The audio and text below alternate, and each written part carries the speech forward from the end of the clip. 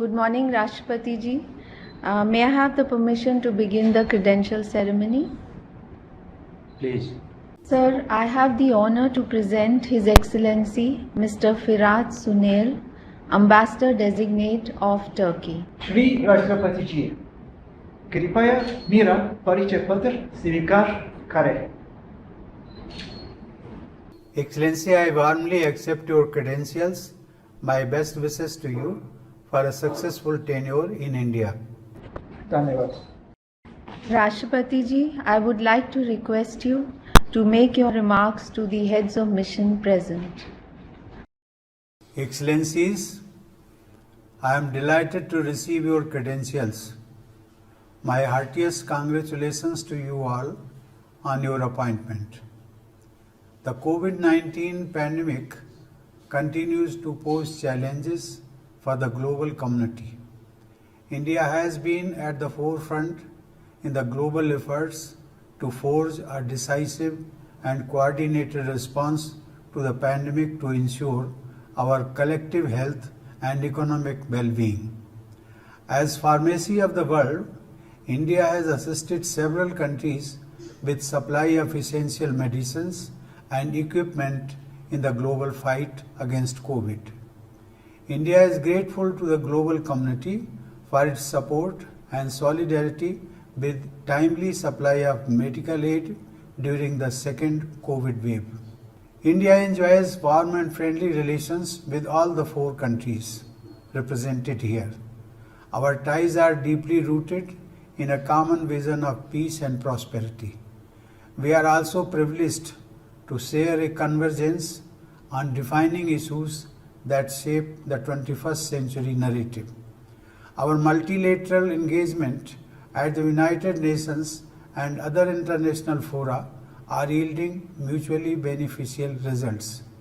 In our current term as a member of the Security Council as well, we are committed towards creating a just and an equitable global order, keeping in mind interests of the developing countries and the underrepresented. Excellency, India and Turkey have a deep historical, civilization and cultural connect. We attach the highest importance to further developing and deepening our ties with Turkey. As G20 countries committed to democracy and multilateralism, it is in our mutual interest to actively explore avenues of collaboration and find solutions to common challenges such as climate change, sustainable development, terrorism, and pandemics. As we work towards expanding our bilateral engagement, we should consider increasing parliamentary, cultural, and academic exchanges to act as catalyst to the process. Both our countries are committed to peaceful global and regional environment, which is also the principal objective of our foreign policy. Excellency, please convey my warm regards to President Recep Tayyip Erdogan. Excellencies, it has been a pleasure to meet you all. I wish you all success in your tenure in India and a safe and pleasant stay here. Thank you.